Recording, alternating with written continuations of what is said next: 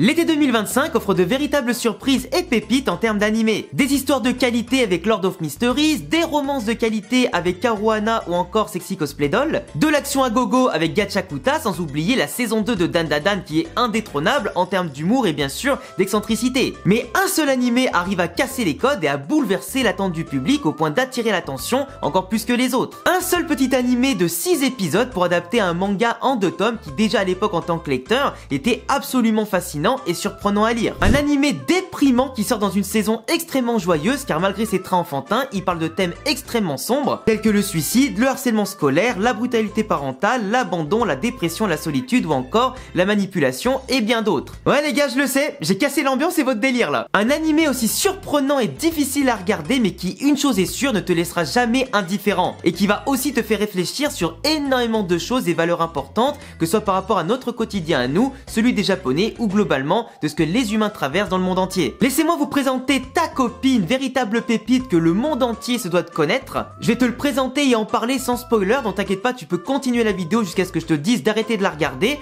pour ensuite approfondir l'histoire, ses notions clés et bien sûr l'histoire des personnages. Comme ça, dès que tu auras regardé les 6 épisodes, tu pourras revenir voir la vidéo et voir ce que t'as pas pu écouter. Et si t'as kiffé, dis-le moi en commentaire, et d'ailleurs si jamais tu as d'autres animés de saison ou simplement que tu kiffes, que t'aimerais que j'aborde sur la chaîne, n'hésite pas à me le dire en commentaire.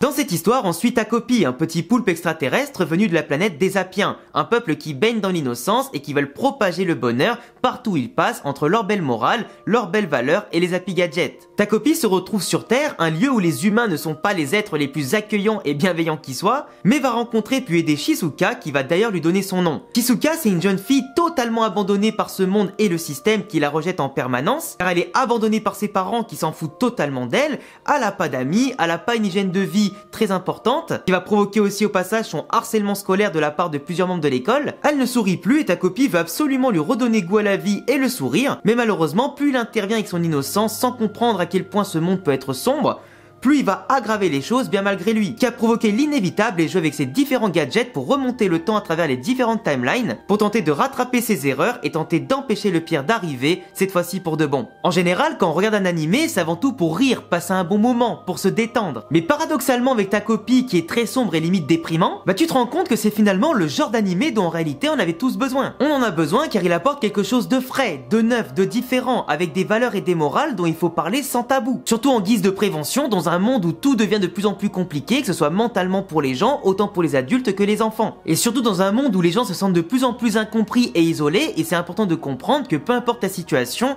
il y aura toujours quelqu'un pour t'écouter, pour t'aider, et toute solution est possible sans en venir à des extrémités. Car non, vous n'êtes pas seul, et je pense que tout le monde a déjà connu des élèves ou des adultes qui se faisaient harceler, à qui on faisait du mal, qui étaient souvent, en tout cas, en proie à la solitude ou la dépression, ou à des mœurs extrêmement sombres. Et donc c'est pour ça que dans cet animé, plus tu vas le visionner avec ce qui va arriver au personnage, plus tu vas réveiller ton empathie et parfois des souvenirs un peu douloureux, mais qui vont quand même te pousser à regarder pour voir jusqu'où ça va aller et quelle morale tu peux en tirer. D'ailleurs, l'animé de Ta Copie retranscrit à merveille l'ambiance du manga originel, avec des traits très bruts, limite enfantins, une ambiance qui peut paraître mignonne et joyeuse au premier regard, entre les Apiens ultra naïfs comme Ta Copie qui se mélangent avec des enfants qui ne sont pas censés, à leur âge, vivre autant de traumatismes si jeunes. Et pourtant, il y a un énorme contraste entre la forme et l'apparence globalement au premier abord de la série et le fond de l'œuvre et ce que ça te raconte. Ça, tu t'en rends compte dès les premières horreurs que tu constates avec Shizuka. Une forme mignonne pour parler de choses d'adultes, tu sens le traquenard à planer quand même. En plus, l'auteur, qui a un trait quand même assez spécifique, qui est vraiment sublimé dans l'animé, encore plus accentué dans l'animé, arrive vraiment à faire retranscrire la tristesse des personnages, les rendant encore plus humains et authentiques, et ça va t'impacter encore plus que ce soit à la lecture du manga ou au visionnage de l'animé, et c'est vraiment saisissant. Et comme je l'ai déjà évoqué, Ta Copie t'envoie des messages puissants, avec constamment une escalade dans le cycle infernal de la violence, du malheur qui est vraiment extrêmement terrible. Même si un perso a enfin un moment de joie, l'histoire lui retire même pas 2 minutes après, voire l'image d'après, comme ce passage là de Shizuka épisode 1, mais qui vraiment te terrorise quoi. Et le pire c'est que ça va arriver quasiment à tous les épisodes, à tous les personnages. Tu n'as aucun moment de répit, comme si toi-même tu étais bloqué dans cet univers à leur place. Et toi-même pris à partie, comme si tu faisais partie de l'histoire, tu rentres dans cette spirale infernale de malheur et tu commences à te demander mais qu'est-ce qui peut leur arriver de pire et si vraiment c'est possible de vivre pire, tu vois. Et est-ce qu'il existe de l'espoir pour qu'ils s'en sortent? T'es même bloqué parce qu'à des moments tu apprends des choses pour savoir si tel personnage mérite ton empathie ou pas du tout. Tu dois prendre parti quand tu connais les différents points de vue et les tenants et aboutissants de chaque effet et chaque conséquence. Car tu apprendras très vite que aucun des personnages, peu importe qu'ils soient gentils ou méchants sur le papier, n'est tout blanc tout noir dans cette histoire. Et du coup ça va jouer sur ta morale avec les différents actes et leurs conséquences. Et c'est là la véritable force de ta copie. Et c'est là où ça frappe fort. On te montre constamment tous les tenants et aboutissants de chaque problème, de leur origine, à leur incidence, à leurs effets on va dire quelconques, à leur développement et à leur finalité. Sans oublier les dommages collatéraux. On se cache pas derrière de faux discours, de faux semblants, tout est acté et chaque ligne temporelle qu'on va te montrer quand ta copie va remonter dans le temps, tout ce qu'on te montre apporte son lot de conséquences. On te fait réfléchir sur la notion de responsabilité, de culpabilité, du pardon, mais aussi de l'espoir. Surtout que dans ta copie, même si on va te montrer qu'en apparence quelqu'un vit sa meilleure vie, en réalité c'est peut-être pas le cas. En chacun de nous, on porte des faiblesses, des fardeaux, des cauchemars, des peurs, des responsabilités, des problèmes. Et comme on le dit souvent, c'est face aux problèmes et dans la négativité qu'on voit le vrai visage des gens, quand ils sont dos au mur et surtout peut-être face à la mort. Même si chaque décision, chaque personnalité peut bien sûr, avec notre réflexion, être influencée par l'environnement, l'éducation et les conséquences de nos expériences, tu te rends compte que c'est pas toujours évident de prendre la bonne décision et en plus de juger d'autres personnes quand tu connais pas leur vie de A à Z. Tu l'as compris avec tout ce que je t'ai dit, il y a beaucoup de choses qui vont te faire réfléchir à ta lecture au visionnage et vraiment ta copie mérite ton respect. Moi si j'ai adoré ça, c'est parce que t'es surpris en permanence, parce que l'animé se regarde et tu vois pas le temps passer tellement il se passe des dingueries et parfois on te donne un petit peu d'espoir pour souffler sous cette braise, pour te mettre un seau d'eau plein de malheur et globalement tu en tires toujours quelque chose de positif dans ce malheur. Et les différents personnages te rappellent vraiment les archétypes de ce que toi t'as pu connaître dans ta vie et vraiment ça te met une claque. J'ai rarement vu un animé qui en seulement peu de temps aborde autant de thèmes de manière détaillée et comme je l'ai dit, sans se cacher, avec un rythme effréné, sous une ambiance bien retranscrite qui te fait ressentir la pression que ce que ressentent les personnages, et en termes d'OST,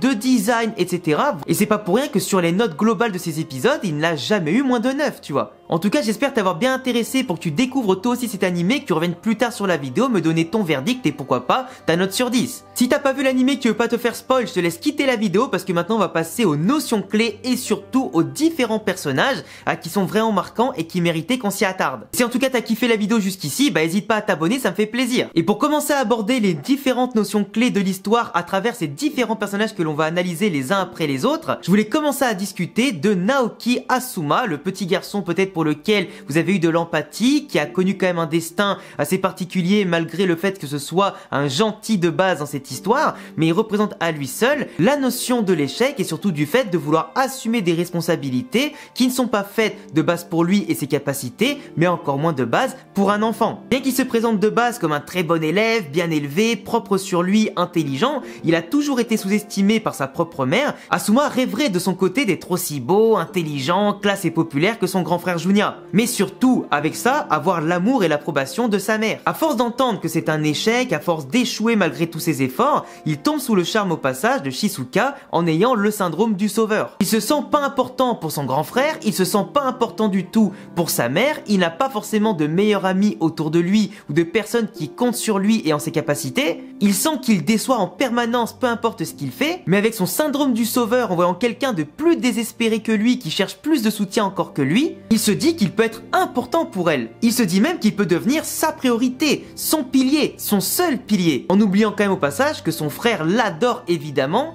et qu'il assure quand même à max son rôle de grand frère protecteur. Et qu'Asuma ne le comprenne pas de premier abord, totalement aveuglé par sa jalousie envers son frère, par rapport aussi à sa colère qu'il a envers lui-même et son échec, et développé encore plus par le seum du rejet de sa mère. Sauf que cette détresse émotionnelle dans laquelle il se place tout seul à outrance provoque un sentiment de manque, de besoin d'encore plus prouver, d'être irréprochable, et donc forcément, pour une fois que quelqu'un a vraiment besoin de lui fait des compliments et lui fait se sentir important, il veut en faire toujours plus, voire carrément trop. Sans s'apercevoir malheureusement pour lui, parce qu'on dit que l'amour rend aveugle, de la manipulation de Shizuka à son encontre, qui va l'abandonner dès qu'elle le peut, en tout cas dès qu'il ne sera plus utile envers elle. Parce qu'elle, elle le voit vraiment comme un pion à utiliser alors que lui est amoureux d'elle. Il est même prêt à se sacrifier à la police pour la sauver en pensant qu'elle lui sera toujours reconnaissant, brisant au passage sa propre carrière et son avenir. Et accessoirement, il détruit même la réputation de son grand frère, de sa famille, de ses parents, de leur clinique, que de base il voulait récupérer, mais à la place, il finit finalement par la faire fermer. Son ambition a été détruite par ses sentiments et son manque de raisonnement. D'ailleurs, je ne sais pas vous, mais j'ai vraiment adoré la symbolique, en tout cas incarnée par les pancakes que veut lui offrir sa mère dans le cas où, imaginons, il a une bonne note. Parce que oui, la symbolique des pancakes est super intéressante et si jamais t'es passé à côté, je te la détaille maintenant. On a d'un côté les pancakes qui représentent la fierté de la maman, la fierté et l'approbation qu'il cherche à avoir malgré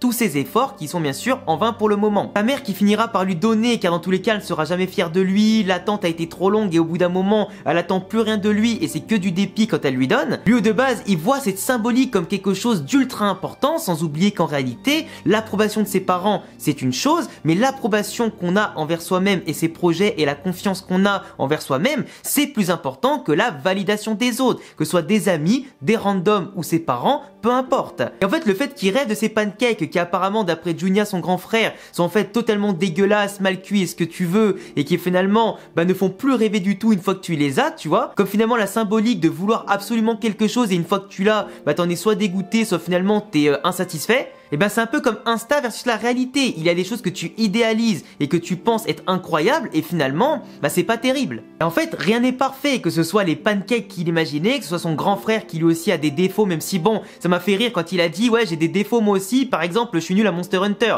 Enfin, s'il te plaît frérot, calme-toi, tu vois. Ça c'est un petit peu aussi la symbolique autour d'Asuma, c'est le fardeau de la perfection et de la comparaison avec quelqu'un qui soi-disant fait mieux sur certains points, alors que toi aussi t'as des qualités qu'il ne faut pas négliger. Chacun suit son chemin, ce n'est pas en comparant aux autres que t'avances et que ça va te rendre meilleur, plus heureux ou ce que tu veux. Une autre symbolique aussi à son sujet quand il utilise l'Happy Gadget pour voler notamment la bague de Junya. Il va tomber par la fenêtre, alors soi-disant c'est parce que ça peut pas supporter le poids des humains, mais en réalité il y a une autre symbolique derrière. C'est le seul humain qui va utiliser les gadgets de ta copie, parce que malgré ce qui lui arrive, lui n'a pas perdu l'espoir en la magie et les contes de fées, mais le fait de le voir échouer, tomber en tout cas du ciel et pas maîtriser un objet qui paraît pourtant simple, c'est juste la symbolique finalement de la notion de l'échec et du poids des responsabilités trop lourd à porter pour lui, le faisant chuter comme son destin finalement. On prouve en fait avec Asuma que même les gentils peuvent souffrir et subir les problèmes des autres, entre déni et réalité, complicité et circonstances extrêmes. D'ailleurs même en tant que gentil, ça l'empêchait pas forcément d'intervenir tout de suite quand Shizuka se faisait chahuter. Il intervenait pas par peur d'un côté, parce qu'il pensait ne rien pouvoir faire de l'autre, mais en attendant, c'était un petit peu un complice aussi du harcèlement, à sa façon. Mais aussi en tant que gentil, il a fait souffrir Marina, qui sortait avec lui de base avant qu'il la quitte pour Shizuka. Comme quoi, même chez les gentils par moment, il peut y avoir des red flags. Et c'est un petit peu tout ça, la symbolique d'Asuma. Pour parler de Marina, je sais que c'est un personnage très controversé, peut-être que beaucoup d'entre vous l'ont détesté, peut-être que d'autres lui ont pardonné, peut-être que d'autres ont pris vraiment parti pour elle au fur et à mesure des épisodes pour plutôt détester Shizuka à voir, mais en tout cas, il y a beaucoup de choses autour de ce personnage qui sont quand même très intéressantes à détailler. Déjà, ce qui est paradoxal, c'est que quand elle agit, c'est par amour pour son père, pour faire en sorte qu'il revienne à la maison, qu'elle le retrouve et avoir un foyer en tout cas totalement uni, mais de l'autre côté, elle reproduit la haine que lui donne sa mère. Elle pense quand même que c'est la faute d'une enfant comme Shizuka qui a rien demandé à personne si son daron se tape la mère de Shizuka. Une mère qui s'en tape totalement un rein de sa propre fille qui même si elle disparaissait, mais elle s'en foutrait, tu vois.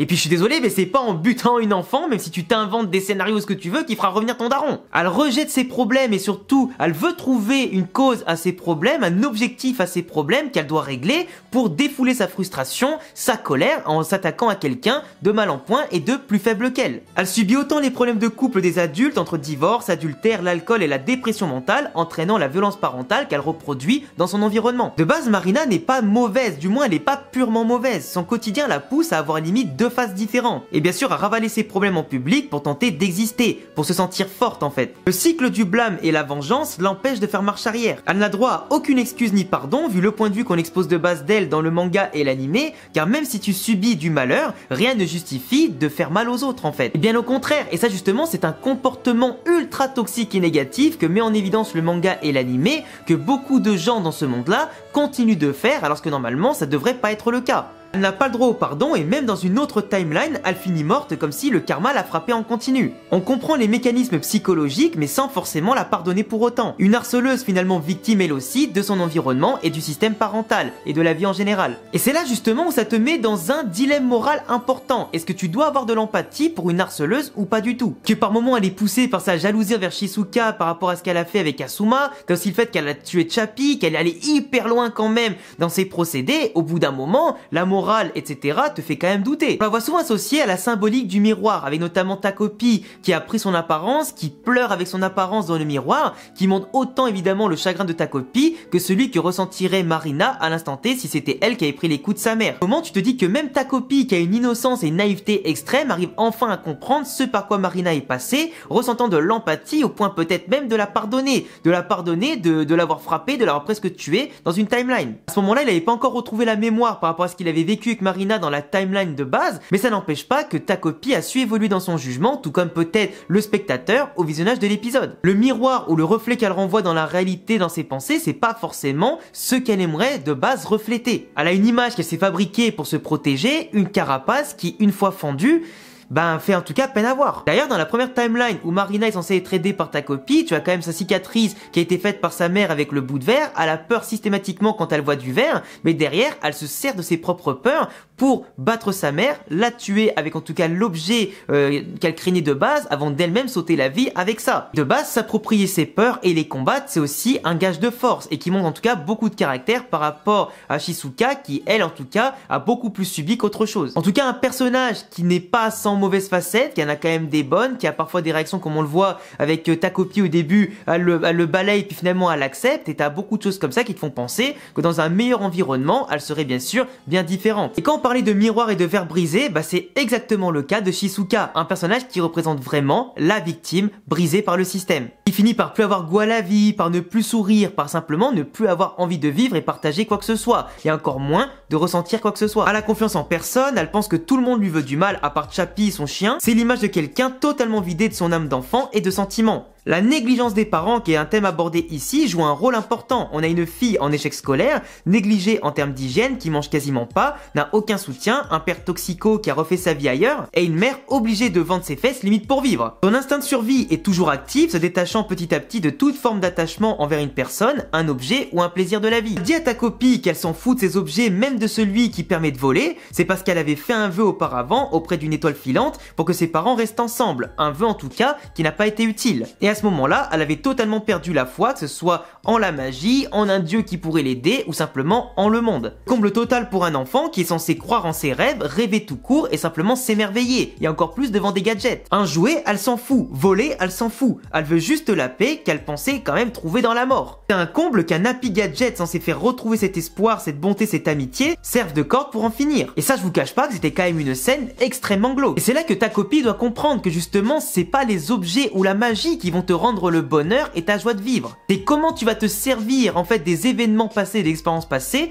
pour en tirer le meilleur, tu vois. Et c'est aussi de la manière dont tu vas te servir des objets qui est importante, pas leur utilité de base. Et comment tu vas t'améliorer dans tous les contextes que tu traverses au quotidien et qui vont t'aider à grandir, voire des fois pas du tout, mais font tirer des leçons pour ne pas couler encore plus, au contraire. La manipulation envers ta copie, qui a été crédule avec le ruban ou avec plusieurs gadgets et intentions qu'elle voulait utiliser, ou celle envers Asuma, permet à Shizuka de se protéger. Mécanisme de défense qui devient limite dérangeant pour nous. Elle ne crie jamais, se met jamais en colère et pourtant s'impose dans la tête des gens, les faisant paniquer si elle venait à les détester. Elle choisit des mots qui font mal, qui percutent et son silence a parfois valeur de mépris. Son regard en dit long et c'est sa manière à elle de reprendre le contrôle sur un monde qui la rejette. La mort de Chappie est d'ailleurs un point crucial. On dit toujours que le chien est le meilleur ami de l'homme et il a essayé de la protéger, c'est-à-dire le seul qui essaie vraiment de la protéger, de Marina, sa plus grande ennemie. Et tenter de le retrouver ou venger sa mort parce que oui, le chien est décédé, ça en devient psychotique pour elle. Une perte qui la brise est prête à détruire toute morale ou valeur pour voler la bague du frère d'Asuma,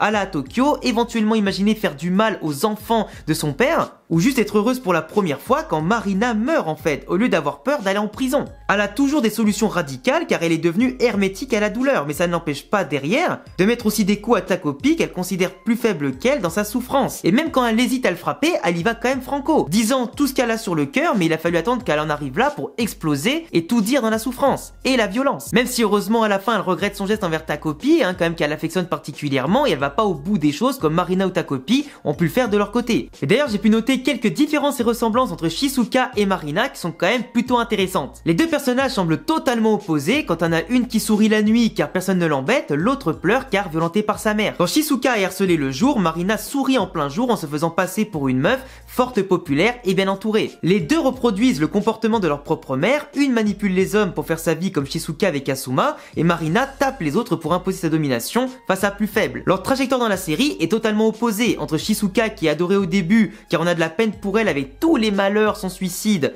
et son manque de soutien, et ta Marina qui est détestée au départ car elle harcèle, elle méprise, elle détruit, mais qui peut faire une petite remontada dans l'esprit des gens quand tu découvres tous les tenants et aboutissants, en constatant comment Shizuka évolue négativement entre sa manipulation et son rejet des autres. Après ça c'est suivant les gens, il y en a une que tu vas détester et adorer, puis inversement peut-être que tu vas détester les deux ou adorer les deux, ça j'en sais rien. Mais une chose est sûre, tu finis par avoir pitié de ces deux filles parce qu'elles méritent pas autant de solitude, de détresse, de violence, d'abandon et surtout d'être autant agressées que agresseuses. T'as Shizuka qui se force à sourire avec toujours une tête un peu déprimée, tandis que Marina va toujours sourire en permanence avec un poker face incroyable où tu as l'impression qu'il lui arrive rien. Et pourtant les deux personnages ont une psychologie archi défaillante. D'ailleurs toutes les deux ont rencontré Takopi et à chaque fois elles lui ont fait la réflexion, malgré un quotidien pas ouf, que grâce à lui ça a quand même amélioré un petit peu leur quotidien. Et pourtant t'en as une qui le frappait et l'autre en tout cas qui des fois répondait rien ou lui parlait quasiment pas. Et pour clore l'analyse on va bien sûr parler de Takopi. Un personnage qui m'a énervé avec tous ces pics qu'il plaçait partout en termes de syllabes et ce que tu veux, j'en pouvais plus à la fin. Même quand il était censé arrêter de le faire parce qu'il allait mettre en danger Marina qui a pris la place ou plein d'autres, il continuait de le faire ce fou. On a un personnage qui possède une innocence aberrante qui finit par être influencé par la noirceur des hommes. En comprenant que sa morale et sa valeur n'est pas la même que les autres, il essaie quand même de calquer la sienne sur les autres, ce qui provoque des incompréhensions, des maladresses et des erreurs regrettables. Ça apporte pas mal de malaise, même quand il voit des gens morts par exemple, il capte pas le bougre. Ça va aussi apporter des running gags quand il va voir Marina ou Shizuka souffrir et qui va inventer des excuses ou choses totalement hors sol pour justifier les actes ou décisions subis par Shizuka ou Marina. Plus à côté de la plaque, mais tu meurs en fait. Et en fait ça venait désamorcer des fois des moments de malheur avec son rôle de mec totalement innocent et drôle malgré lui, ou juste totalement gênant. D'ailleurs un moment dans l'épisode 5 avec Marina, il va lui dire qu'elle reproduit les comportements de sa mère, et ce qui est marrant c'est que lui justement va faire la même chose quand il va revenir sur la planète des Apiens, où il va frapper sa daronne, limite critiquer tout le monde, parler de tuer, casser les codes et les règles imposées par les Apiens et se barrer en faisant qu'à sa tête. Et le fait qu'un Apien frappe quelqu'un, parle mal ou simplement fait qu'à sa tête et casse les codes, c'est pas normal. Et c'est ça là, c'est la brutalité du changement de ta copie, encore plus de parler de tuer. Eux ils savent même pas ce que ça veut dire tuer quelqu'un. En plus ils commencent à dire que limite pour rendre heureux Marina ou Shizuka, faut que je tue quelqu'un, et que si je le fais mais que derrière ça rend heureux quelqu'un, c'est pas grave, c'est un sacrifice pour un bien, tu vois. Et c'est là que tu dis que même lui de base qui était innocent, mais comment il en est venu être gangréné à ce point-là en seulement quelques jours avec les humains. Ah, le vice des humains ça pardonne pas les gars. Surtout que paradoxalement il finit quand même par tuer celle qui de base il est censé protéger.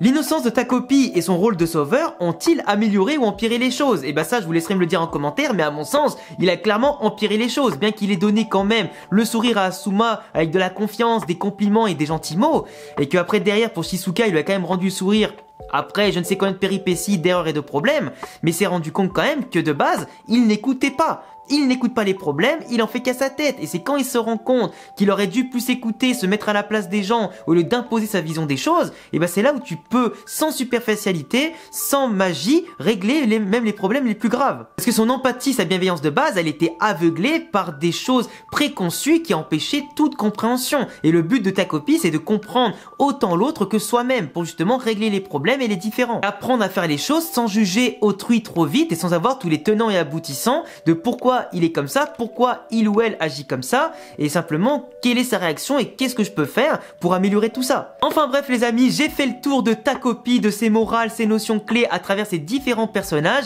J'espère que cette vidéo, qui sera peut-être un peu longue, je sais pas encore, vous a plu. Moi ça m'a fait plaisir de parler d'un manga et animé, certes qui n'est pas mainstream, qui est niche, qui peut-être, cette vidéo sera pas forcément beaucoup vue parce que ta copie ça fera pas trop cliquer, mais en attendant, j'en suis fier d'en parler, de vous partager de belles choses. J'espère que ça vous a plu. plu, laissez-moi un petit commentaire de votre note sur 10 sur l'animé, si vous avez kiffé, pas kiffé, vos propres analyses aussi et symboliques que vous avez remarqué que peut-être moi j'ai oublié dans ma vidéo. Abonne-toi, coche à la cloche, laisse un petit pouce bleu, appuie sur le bouton booster, ça me fera plaisir pour aider la vidéo à être référencée. Et je vous dis à très vite pour de prochaines vidéos. Ciao!